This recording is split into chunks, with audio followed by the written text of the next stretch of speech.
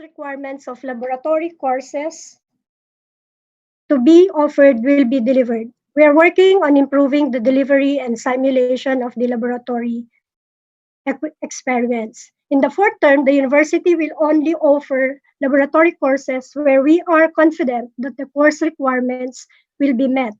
Items that will not be provided were not considered in the discount. Why are there still miscellaneous fees for the fourth quarter? We won't be at the campus to use the dental fees, electricity, rooms, and the like. Why should we pay for something? The university will continue to deliver the services covered by the miscellaneous fees. Services which will not be provided were already considered in the computation of the discount. Next. On the next question, in the fourth term, as mentioned earlier, the university will only offer laboratory courses where we are confident that the course requirements will be met. Items that will not be provided were already considered in the discount. We are working towards the improvement on how we can deliver online laboratory courses. Next. The rebate is not commensurate to what was utilized. As mentioned earlier, we have considered several things, what was already delivered prior to the ECQ, and what we were able to deliver during the online classes. So there are the items that we were not able to deliver or the students were not able to utilize. This was included in the rebate. Okay. Again, this is similar to the answer previously. There are the costing or the rebate has actually considered the items that we will not be able to provide or serve to our students. Okay, some of the professors were always absent. We have actually put in place mechanisms to ensure that your professors and instructors are all on board. If you're still encountering this problem, please contact your program chair or deans or Mr. Professor Dante Sauquillo.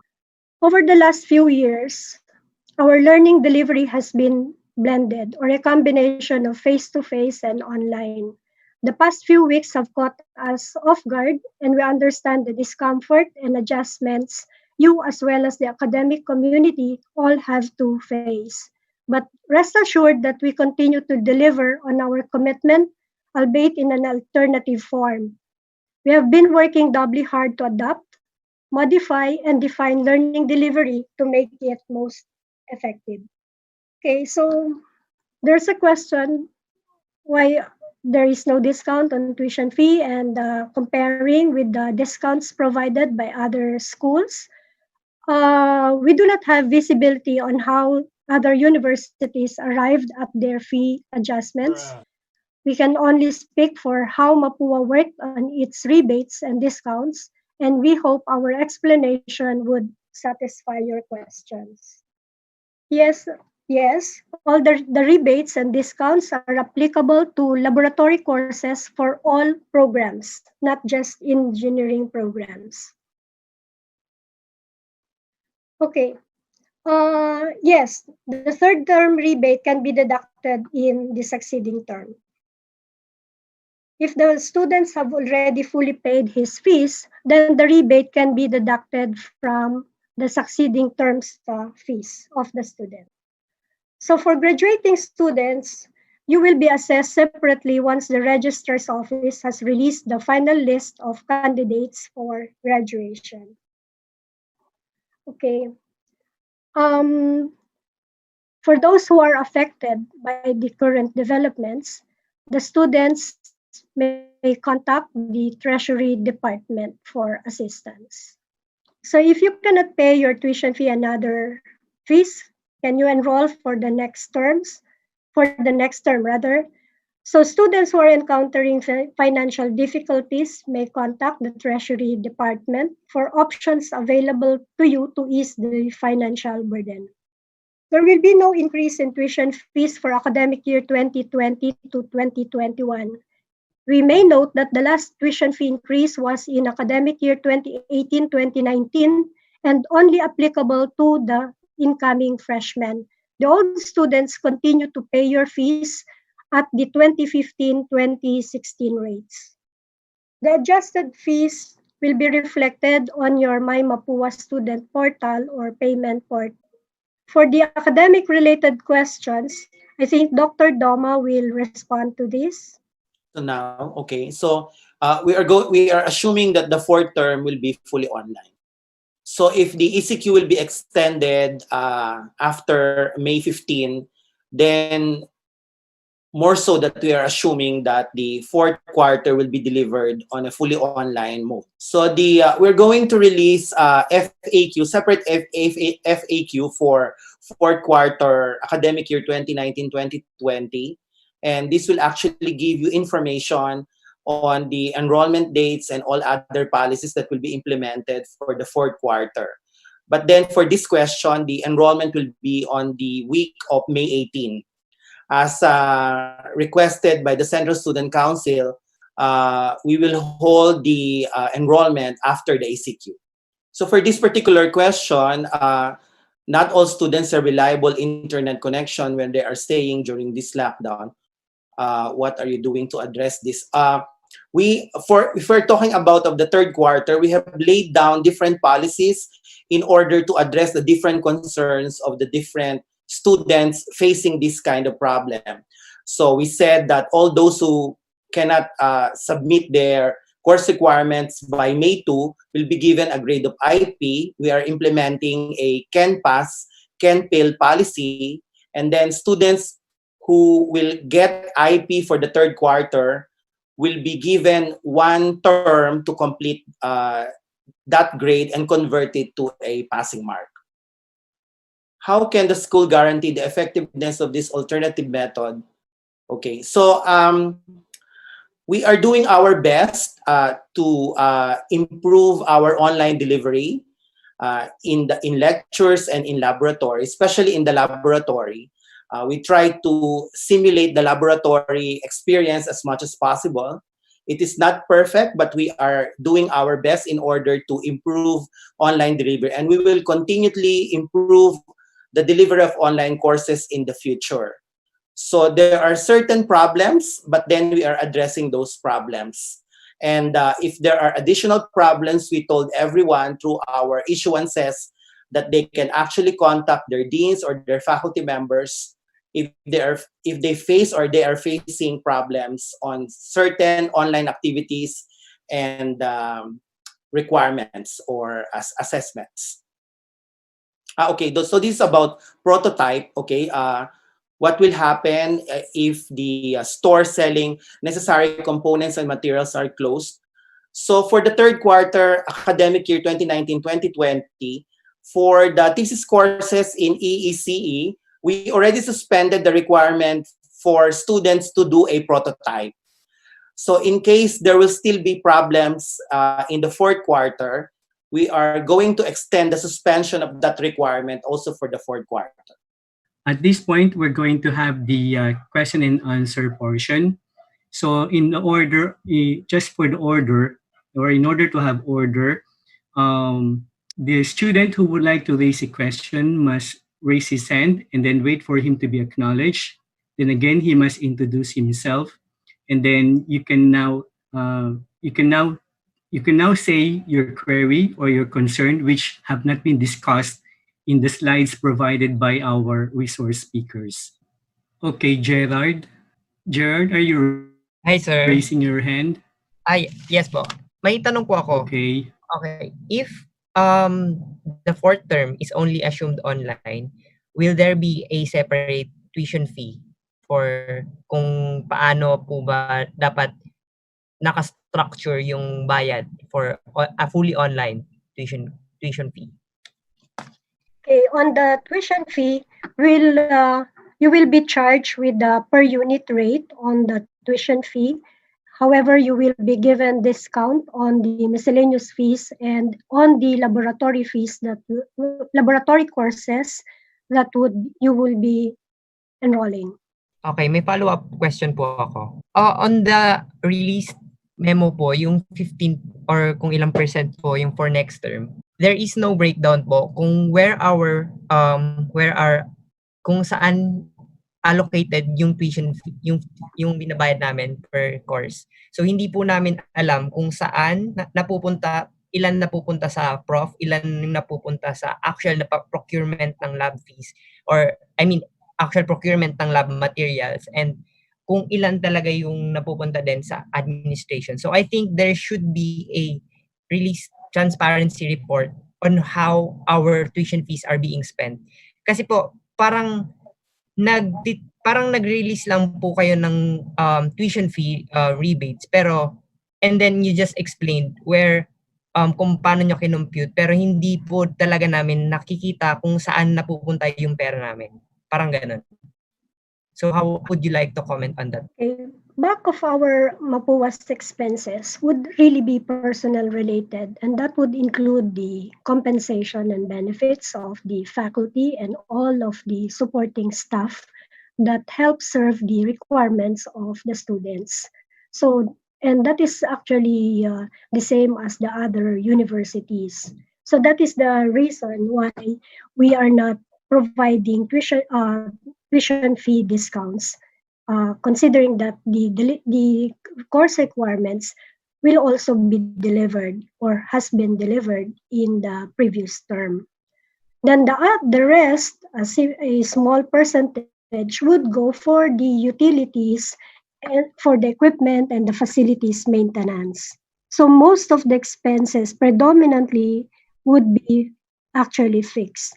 So those are the items that would compose or would be the cost of the university and will be imputed in the costing or pricing of the fees that we charge to our students. Can we get a more detailed breakdown on that matter po? Details, can you clarify? Like, ilan po yung percentage allocated in procurement of laboratory materials, ilan yung percentage on the staff. You can send it naman po on a later date. Not specifically right now. But we just need clarification on transparency matters po. Okay, that will be noted. Okay, thank you, Gerard. The next question will be coming from Gerard. After that, si Ronaldo Lopez, and then Abaloyan, followed by Rav Yao and Miss Alier. Okay, so again, that the following people shall be asking their question: Gerard, and then Ronaldo Lopez, and then Michael Abaloyan, Rav Yao, and Jovin Micalier.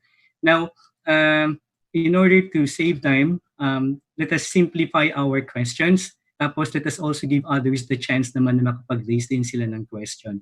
And if we still have enough time, probably we could have another round of or a follow-up question. So, okay, Gerard. And by the way, those who are not speaking, please put your microphone on mute. Okay, now let's have Gerard. Sir, let's proceed with the next question po. Kasi ako lang naman, ako ata yung Gerard dito, sir, na naka-raise yung hand. Ikaw pala yung Gerard na yun. Okay, so sino na nga yung next? After Ronaldo. Hi po. My name is Ronaldo from ECE po. So, will students with IP grades for 10 subjects will be able to enroll to another subject with prerequisites to that IP grade po? Okay, Ronaldo, I will answer that question. So I said earlier that we're going to release an FAQ for the fourth quarter, academic year 2019-2020, maybe this week, okay? So the policies that will be included in that FAQ will be the following. Number one, for the fourth quarter, we're going to waive all prerequisites. And the answer to your question, yes, you can enroll all advanced courses if the prerequisite has an IP grade. Number two, we're going to extend for the fourth quarter, academic year 2019-2020, the can pass, can fail policy. It means that if you cannot finish or submit all course requirements for the fourth quarter, you are given another term during the first quarter to convert your grades into passing marks. Okay, and number three, you would all know that we are reviewing academic status every year, okay? So once a year after the fourth quarter, we are reviewing academic status of all students. But for this academic year, 2019-2020, we are not going to review academic status. It means that no one will be removed from any of his or her program for this academic year. Follow-up question lang po regarding sa lab fees. Kasi po, from experience po, most of the simulation software are free. And that got me thinking for the fourth quarter po. Paano po may utilize yung mga ano po namin, lab fees po namin without, since free naman po yung most of the simulation software. If I'm going to connect this, the answer to this question to Dr. Francisco's answer, so she said that majority of the components in laboratory fee are actually paid for compensation of staff. Okay, so there's only a certain percentage that's actually allocated for consumables and the use of software. Though for simulation for different laboratories, you might be using open source software, okay?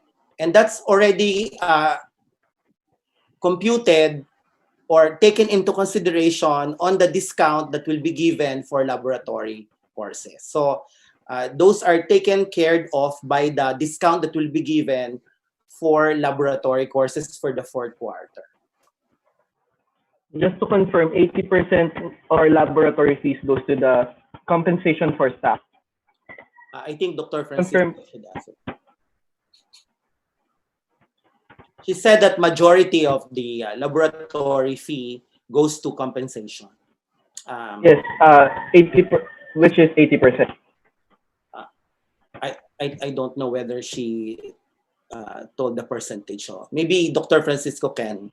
No, I got the number. Yes. Since the rebates for the next term is 20%. Most of the compensation is 80% for the staff.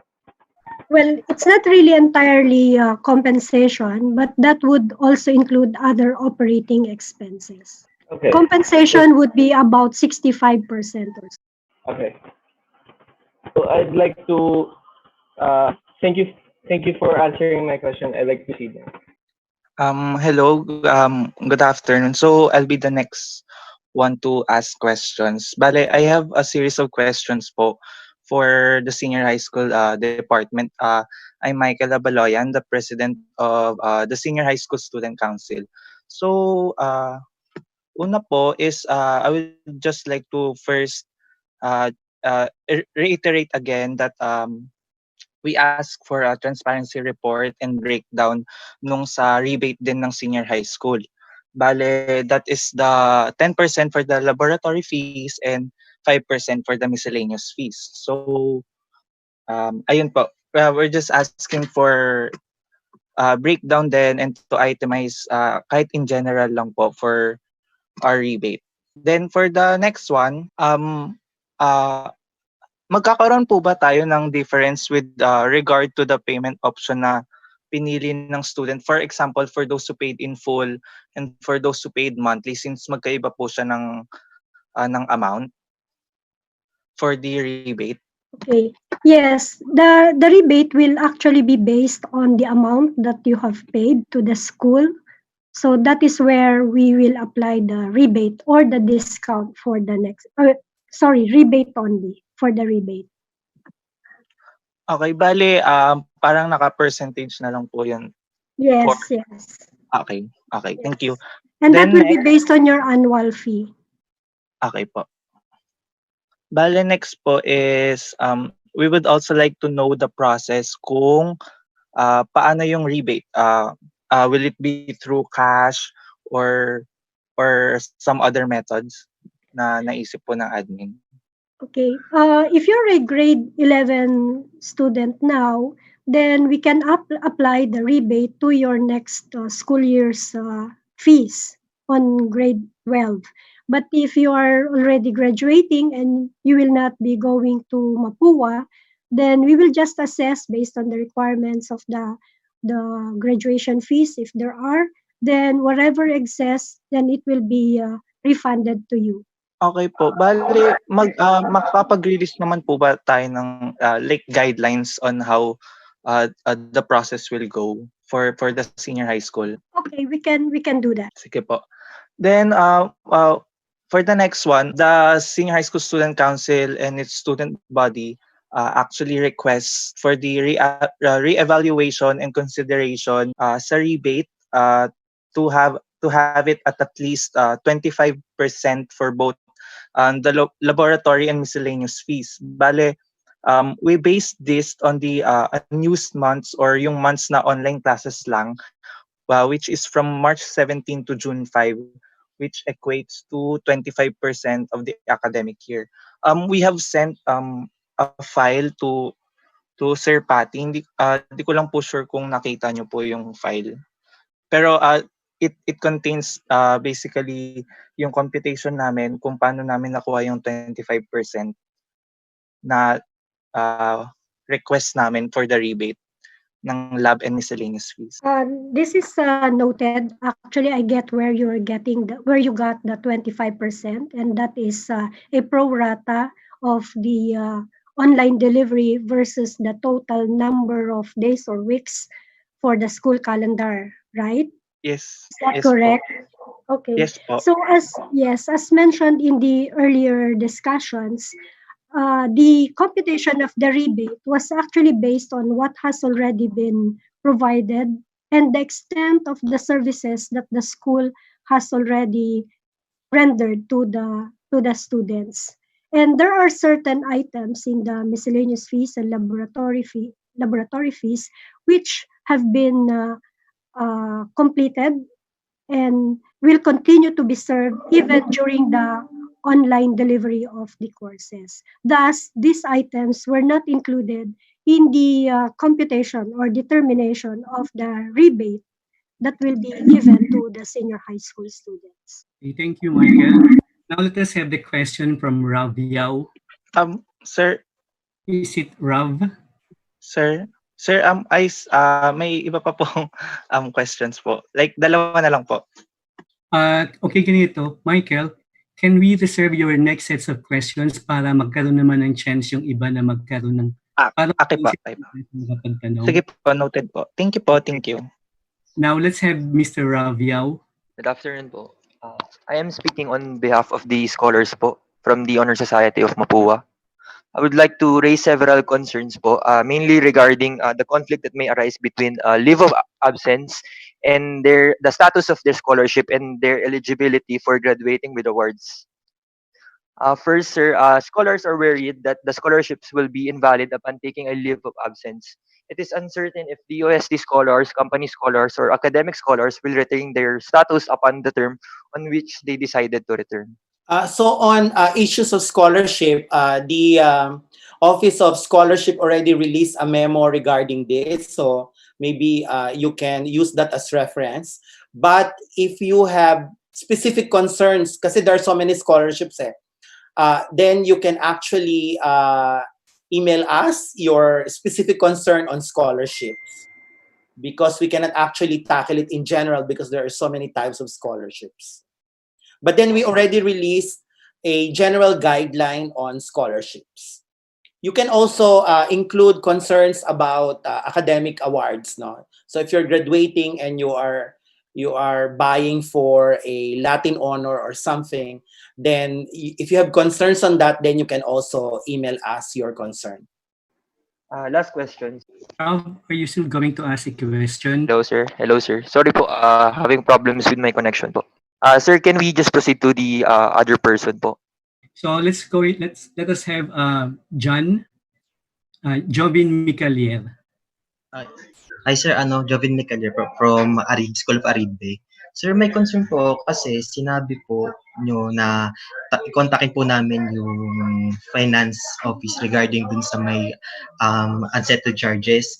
Sir, nag-email po kasi ako sa kanila dati. Ang reply po is provide promissory note.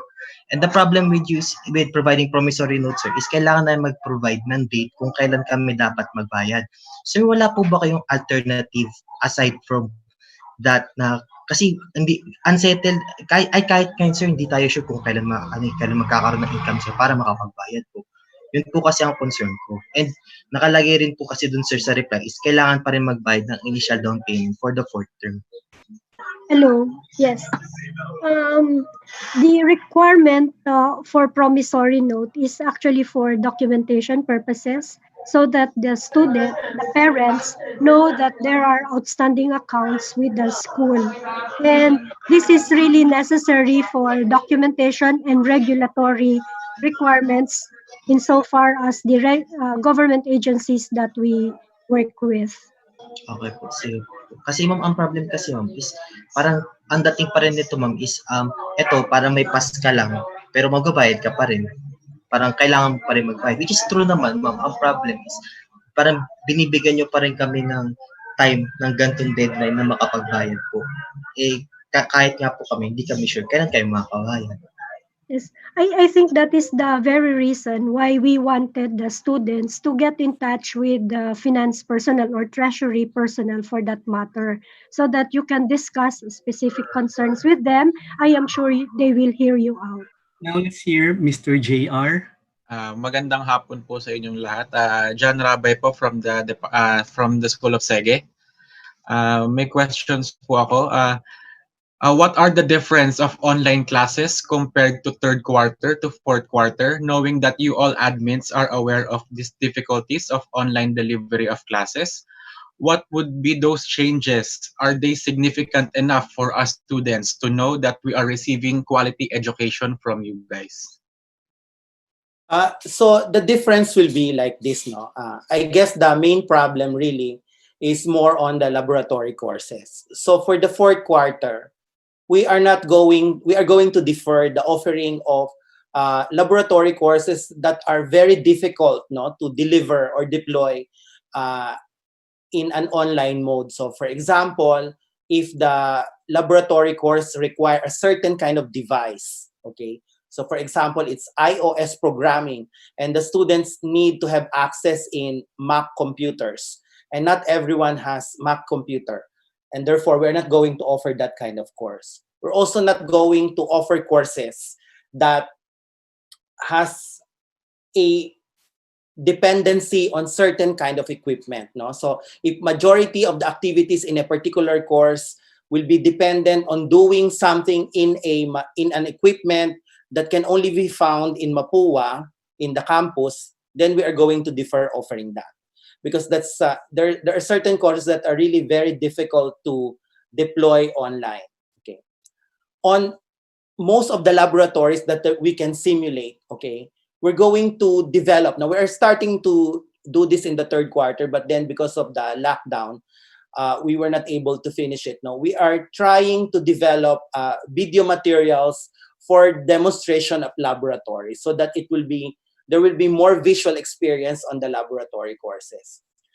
With regard to lecture courses, we are trying to improve more. No? You know that we had experience in the past on delivering lecture courses during our digital days. We also offered fully online courses, for example, in mathematics. But I guess since we are already in this kind of mode, no, we will continuously improve our delivery of online courses. So you know for a fact that there is always a misconception that online delivery is inferior compared to face-to-face.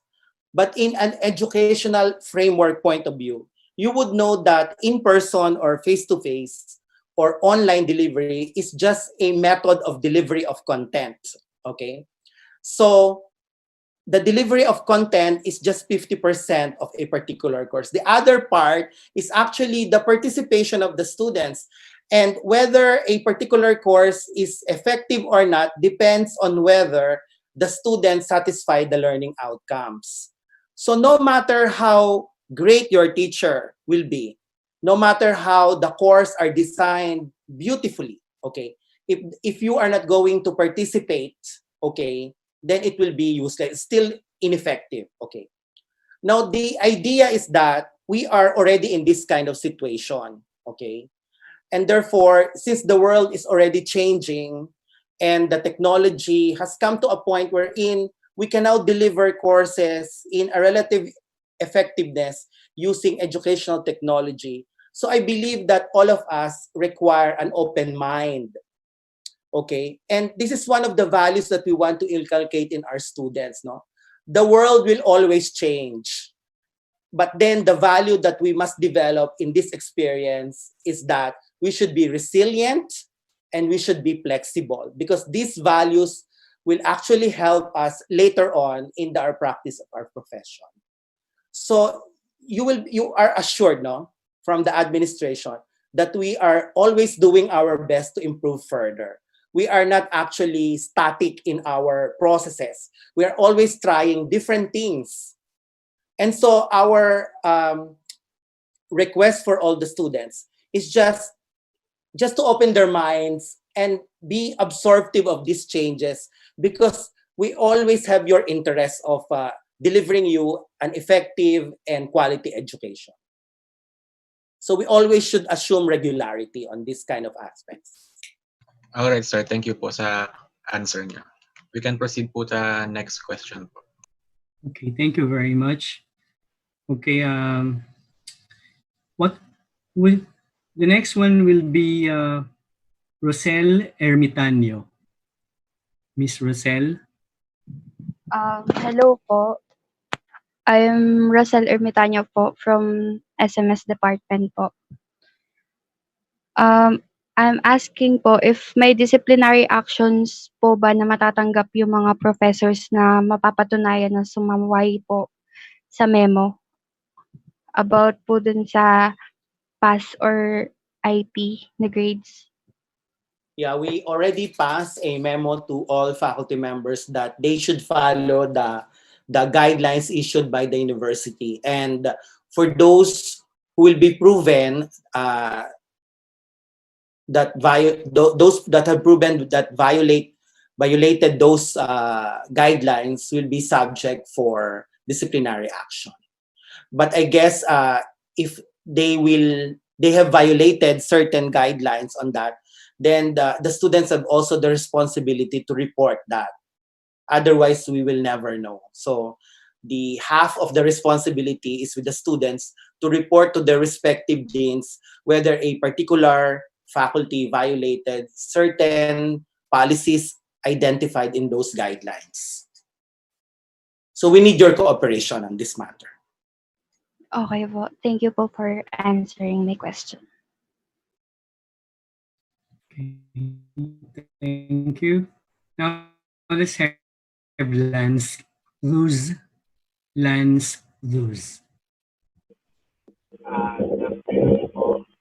Okay, Lance, are you still there?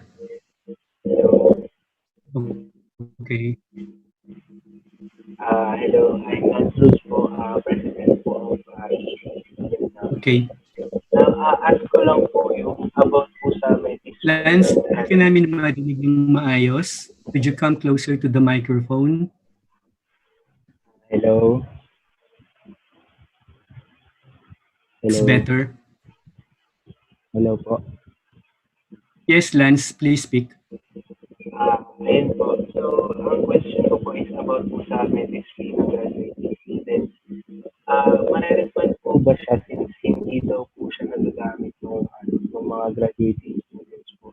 And also yung sa message fee po na 1K na pinabayaran po every term, iba pa po ba yun sa binayaran natin na 4,000 nung unang in-implement po yung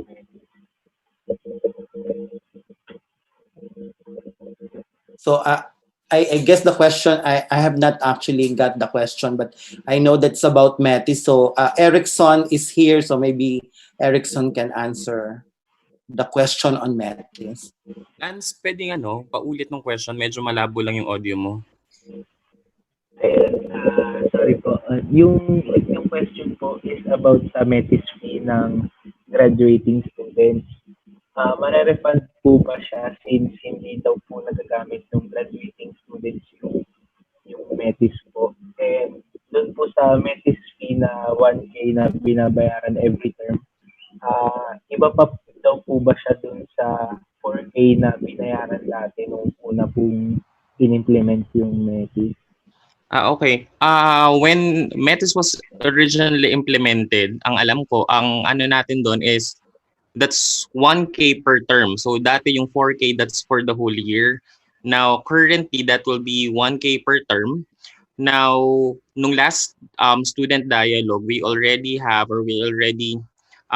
talked about this one, that only students which has a subject of OJT, correlation exam, and thesis will have no metis fee. But for all other students, they will still have the metis fee because it's already available on your Blackboard, and you can also access them as references. Some of or most of the courses used also metis for references. Yun. But for the refund, if I'm not mistaken, it will be credited only for those students which has courses or which have courses of correlation, OJT, and thesis. Kung yun lang yung courses nyo. Thank you po, sir.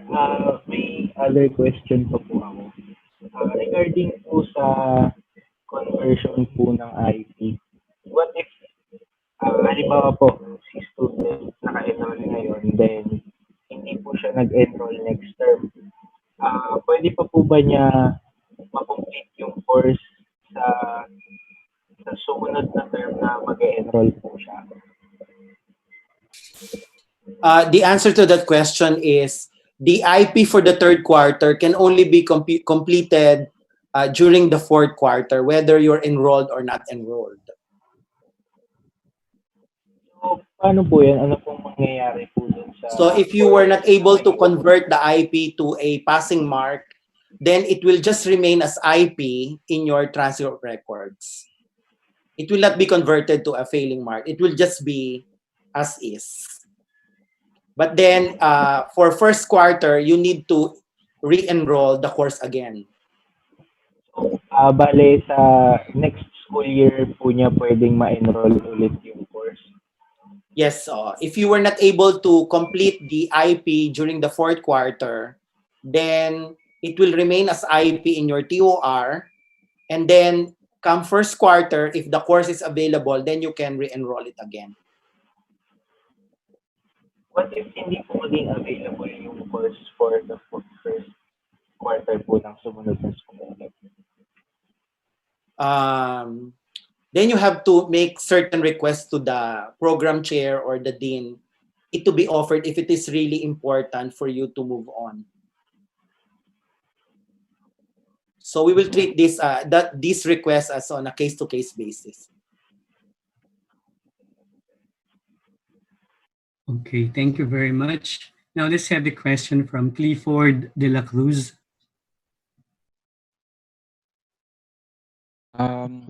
Good afternoon po, everyone. I'm Clifford de la Cruz from the MME department. With regards to thesis courses po, we know that thesis courses requires actual prototype and laboratory experiments. Since you said that on the fourth quarter will be online, i-allow po ba yung mga students na pumasok ng Mapúa to conduct their experiments? Well, I guess if the government after May 15 will already allow people to go out, then by implementing social distancing, we can allow some students to perform experiments for thesis if the equipment is in the campus. Okay po, noted. Another question po. Yung pag-change po ng IP to a grade is may bayad po ng 50 pesos. Pwede po ba yun i-waive na lang for the Wala na next siyang quarter bayad. since hindi naman For the po... third, yeah, I'm sorry. For the third quarter, all IPs has no pay. So you don't need to pay 50 pesos to complete IP. Thank you po. Okay, thank you. Now let's have Francine Karaan. Hi po, from School of IEMG po. Applicable pa din pa po ba yung tutorial fees po pag less than 15 students yung nag-enroll sa subject? Are you asking about fourth quarter? Yes po, for next We term. haven't talked about this. Maybe give us time to discuss this in the academic council, and then we'll issue a policy on this. Okay po, thank you po. Okay, thank you. Okay, so after Miss Fran. Okay, let's have Mr. Roy Julian Serrano. Hello po. I'm Roy Serrano po from SMS. Ask ko lang po about OJT courses po. If meron po bang changes of policies when it comes to if may internship po ba na pwedeng from work from home po, if ever po hindi po ma-lift yung ECQ just for us to fulfill our OJTs po. I believe in the very near future, the Commission on Higher Education will release guidelines on OJT. For the fourth quarter, because some people did not finish their OJT, so we just gave them work from home assignments, and then give credit hours to those work from home assignments and credited them towards OJT hours. So maybe if there will still be problems in the fourth quarter to get out of homes and then go to companies, then maybe we can also consider work from home assignments and then credited it towards OJT hours. Okay po, thank you po. Yun lang po. Okay, Mr. Subaan, Vince Will. Good afternoon po. I'm Vince po from MME. So willing po ba yung admin to adjust the current rebates dun sa binigay nilang memo earlier?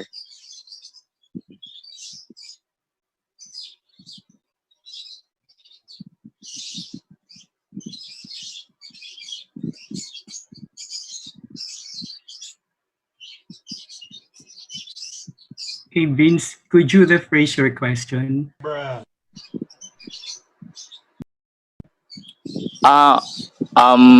Willing po ba si Mapúa University, sir, to adjust the rebates? Kasi, di ba, yung students are very, parang uneasy sila dun sa, or hindi sila, hindi approve sa students yung rebates na binigay ng administration. So, willing po ba silang mag-adjust?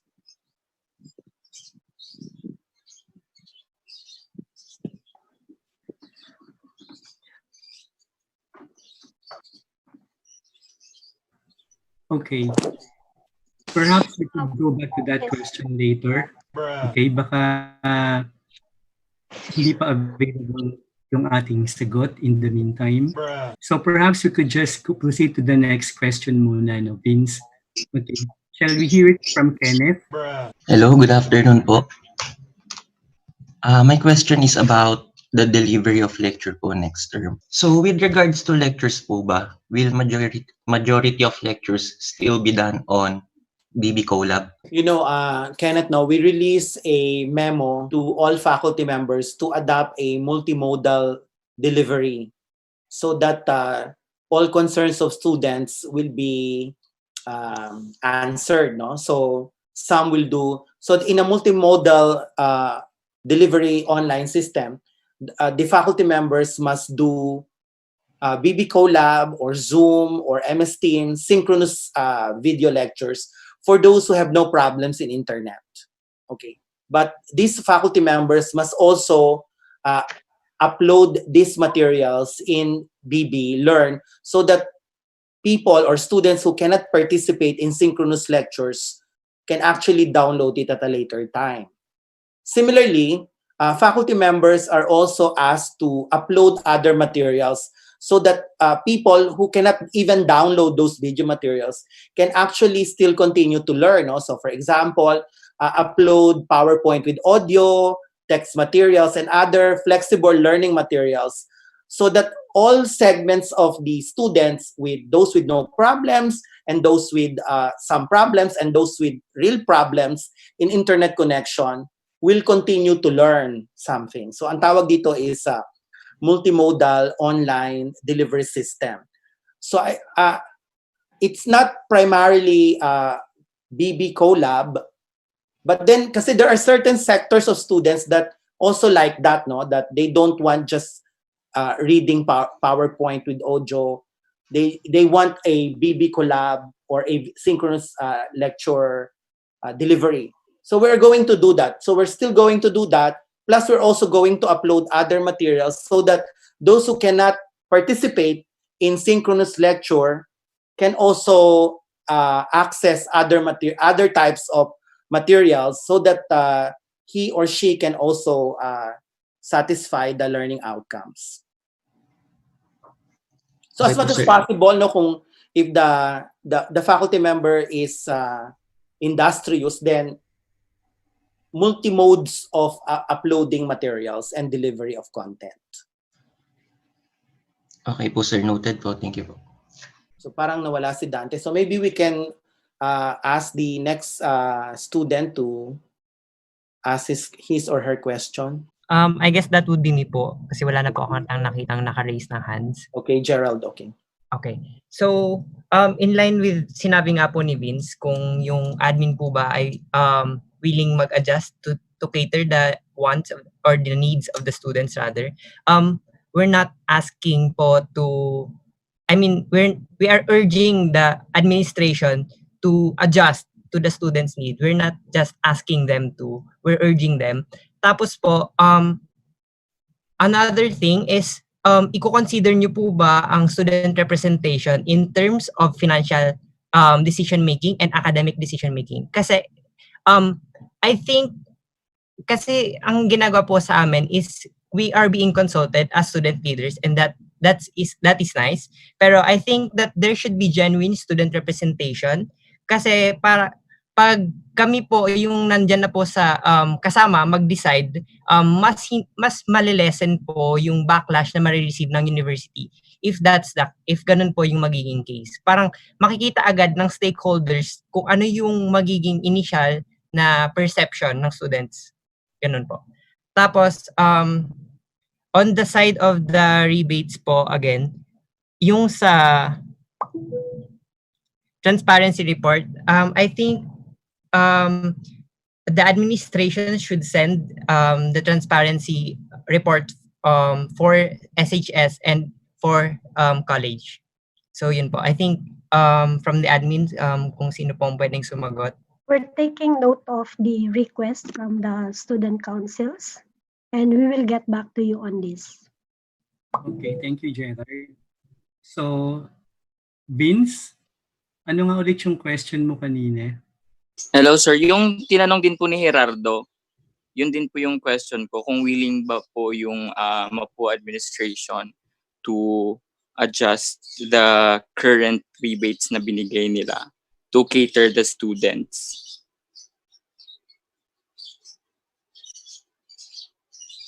Okay. So thank you, Vince. Ronaldo, you're raising your hand. Ronaldo Lopez. Yes po. Makakapagbigay po ba kayo ng rough timeline on when marirelease yung breakdown or yung breakdown ng mga fees namin po? We will get back to you within the week regarding the requests that you have aired out in this dialogue. Okay, thank you.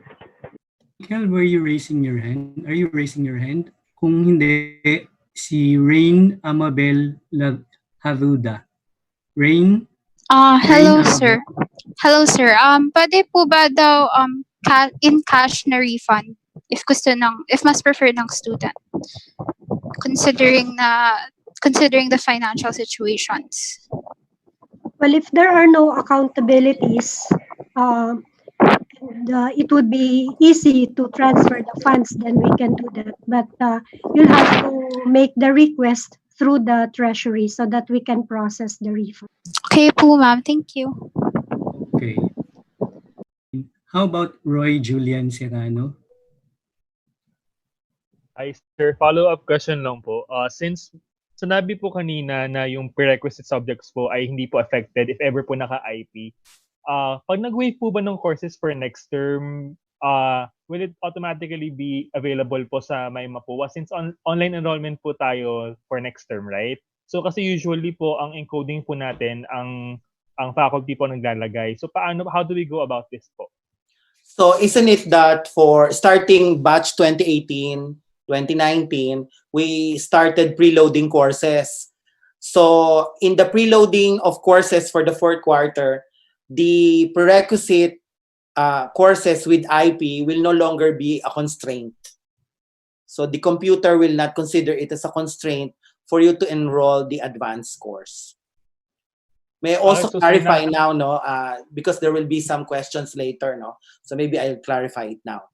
So isn't it that under normal circumstances, when your dean or program chair approve the waiving of prerequisites, you need to pass the prerequisite because even though you're going to pass the advanced course, you will not get credit for the prerequisite, right? So that's under normal circumstance. But for this particular case, no, for the fourth quarter, if you waive a prerequisite and you pass in the fourth quarter your advanced course and you fail to complete the IP to a passing mark, then you will still get the credit for the advanced course. Okay, sir. Thank you po. Okay, we have a new hand, Carl Carnionero. Yes, hello po. Good afternoon po from the ETY. Question lang po for the fourth term, may limit pa rin po ba sa number ng students per section since online naman? And can we request subjects na hindi on term ina-offer na buksan if online term will still proceed for the fourth term? Okay, we will take note of that request, no, and we will discuss it in the academic council meeting. Okay, so there are two requests. Number one is limit of students, and the second one is, could you kindly repeat that? The second one. Yung second one po is yung mga on-term po na subjects lang na ino-offer. Kung pwede po siya buksan for the fourth term. Yung mga non-regular, offering of non-regular courses. Okay. Thank you po. How about Michael Abaloyan? Hi, sir. We have a new Ayan, question. so I will just will just like to briefly clarify kay Dr. Francisco if na-receive nyo po ba yung Excel file namin regarding sa computation namin ng 25% na request para alam po namin if need po namin mag-send po ulit. No, I did not receive it. Okay maybe po. Maybe you can resend. Sige po. We'll resend it na lang po. So ayun po. Sige. Tapos I would just like to ask po again. We actually would also like to know the senior high school student body if yung admin po is open to reevaluation or recalibration nung rebates since we are requesting for it. Okay, similar to for the undergraduate programs, we have actually reviewed how we computed the cost matrix and how we computed the rebate and the discount. We will prepare the request as requested and we will get back to you on this. Sige po, ma'am. Thank you po. So we'll be waiting na lang po for further updates po regarding that. Yes. Okay, thank you. Clifford. Hello, sir. I would just like to clarify if there's any other option in paying the tuition fee other than Paymaya. Hello, yes. Who was asking the question? Sorry? Clifford po. Clifford. Yeah, this is Raul Tan. No? If you're paying through a bank, you can use InstaPay. No? I think we have posted instructions in the website, and I think some instructions as well in social media about how to pay through your bank account in another bank using InstaPay. So instead of using Paymaya. Another question po. Yung follow-up lang po, hindi po ba dapat merong student representation in terms of academic and financial decisions since kami naman po yung main involved sa mga ina-announce ninyo? Hindi po kasi nasagot kanina. Let me Sige po. answer that later, ha, Clifford. Let's finish all the others first, ha? Okay po. Okay. Let's have Rainer. Hello. I'm Rainer Abad from School of EEC. My question is why is it that suspension of the term is not an option since this could prevent students from having an IP grade because of lack of internet connection and slash or other problems relating to the pandemic, where this could add more problems to the students and thus leading them behind. With this option, there will be no students left behind. How can you help students that will be left behind because of the pandemic? How can the core values of Mapua be applicable in this situation like this? Not to mention yung relevant. Kasi with relevant, sabi, closely together what is considered when there are students left behind. So, paano natin matutulungan yung mga yun? Can I answer that question, Reno? So, before the third quarter ended, okay, so we took a survey of all the courses offered. So it's about 1,200 courses, and we asked the faculty members how many of their students participated. Okay, so the average participation, by participation, it means that students who are able to join online activities and submit requirements. And the average for all of these sections, about 1,000 something sections, is 89%. Okay, so it means that while there are some students who are really in problems now with their internet connection and access, okay, there are a majority of students who are actually has no problem in their internet connection and were able to join online activities. Okay, so while we have responsibility for those students who have problems, now real problems during this pandemic, we also have responsibility to offer courses, regular courses, to those who have no problems. And so that's the reason why we decided to continue the fourth quarter delivery of courses, because we have a responsibility to offer the curriculum for those segment of the student body who have no problems at all. While for those who have problems, we actually created policies in order to address their issues, no, like can pass, can fail, giving of IP grades, completing it in an additional 1 quarter, and all of that. Okay, so we tried our best to cater to everyone, but we cannot actually just suspend unilaterally the term only because there are some segment of the student body who have problems. But then we address the problems of those segment of the students. Okay, now in terms of value, okay, in the future, when you are practicing your profession, you will actually encounter so many problems, maybe more difficult than this pandemic. And the greatest value that we can learn in this particular period of time is that we should actually be very flexible, okay, and respond to the changes. No, we cannot actually prevent changes, but the thing that we should learn in this kind of situation is how we responded to these changes. And the values that we are going to get out of this experience will be very helpful to us to be successful in our future endeavors. So I guess those kind of conceptions will help us in guiding in creating our policies for the fourth quarter.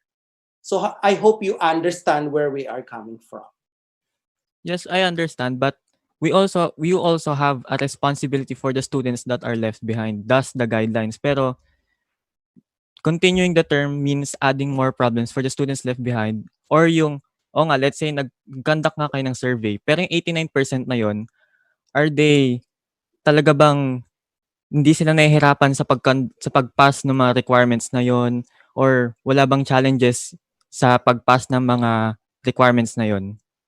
Kasi Kasi again, it we doesn't should always take care of the majority, no? The greatest good for the greatest number of people, no? Like I'm also teaching a course in the third quarter, no? So based on my experience, no, I know this might be different to other section, but in my course, 25 out of 26 students were able to comply all requirements. So I have responsibility also to the 25 out of the 26. Though I always give maximum leeway to the one person who was not able to submit. Okay. Thank you very much. Rain Haruda, are you still raising your hand? Yes, sir. Can I ask if library will be online? Is there a cap to the number of units that a student can take? Like, is it still 18 units? Well, there is always a cap on the it's based on the curriculum, the regular curriculum. So, yon, that's the answer to that question. So if the term in your curriculum is 18 units, then that's the cap, 18 units. But of course, on special cases, we approve overloading depending on the situation of the student. Considering that some students will have to be IP, and if they take the regular load for their curriculum, is that possible to add the number of units for that for those IP courses to their regular load? No, we are not adding the IP courses with the enrolled courses in the fourth quarter. Okay, thank you, sir.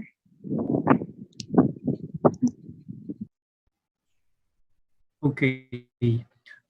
If in case you have still questions, but unfortunately, due to the constraint of time, perhaps you could raise your issue or your concern to your respective deans so that your deans could also elevate your concerns to the academic council if in case there are issues which you are not able to discuss today. So I'd like to thank you for participating. For that, we're going to have our closing remarks from our administrator. Sir Raul, are you okay? Yes, Dante, I'm here. So on Yes, behalf sir. of Thank you the very school, much. no, I'd like to thank everyone for participating this afternoon. You had good questions, and you will try to answer them going forward. Si Clifford had a question about whether we could, the student body or the students could have representation in certain decision-making functions of the university. And Gerard was also asking about whether we could reconsider, or was it Michael, consider the uh, refunds and the discounts. There were questions about transparency. No? I think, alam nyo, wala pang event in our lifetime, no, na ganitong nangyari. No? I think not even a war, uh, people who experienced the war in the World War II, no, which is in the 1940s, actually experienced this. No? This is unique. So all of us, we're all adjusting to the situation. No? As persons and as a school, we're adjusting. It's a good thing, that Mapúa has been doing online in the past. Maybe not as a way we do it now, that it's all online. But we've been doing that in the past, so we have some experience, no? Unlike the other schools. No? And the reason why we continue to provide learning through online is actually for the students as well. No? Uh, we don't want students to be delayed. No? We want them to continue learning, difficult as it is now, the situation. Uh, but for us, it is actually an undertaking that is difficult. No, I think all of us are also experiencing the same things. No? It's really something new for all of us, but we strive to do it so that we can provide value. Now, as a school, no, the students are one of the stakeholders in the school. No, we also have our employees and we also have our shareholders. In making decisions, no, we have to consider all stakeholders, no, not just students, but also our employees and our shareholders. So that, in essence, is how we make decisions. No? It's not a one-way process where we only think about a particular group of people, no? But we have to consider everyone. We're a company, and therefore we have to pay salaries as well. We have to pay expenses, no? So we have to think about that. So I guess when you try to understand the situation of the school as students, look at it from that point of view as well. We will certainly hear your voices and we will certainly try to accommodate uh, your requests, no? And certainly we will try to develop schemes to help you learn and to help you finance your education. So with that, I would again like to thank everyone, and hopefully we can have maybe in the future we can have another dialogue again, no, to discuss things. So maybe you can email us if you need anything. Uh, so let me thank you again. If you have any concerns, please raise them up. We are always willing to listen and translate this into a better relationship with all of you. So thank you again.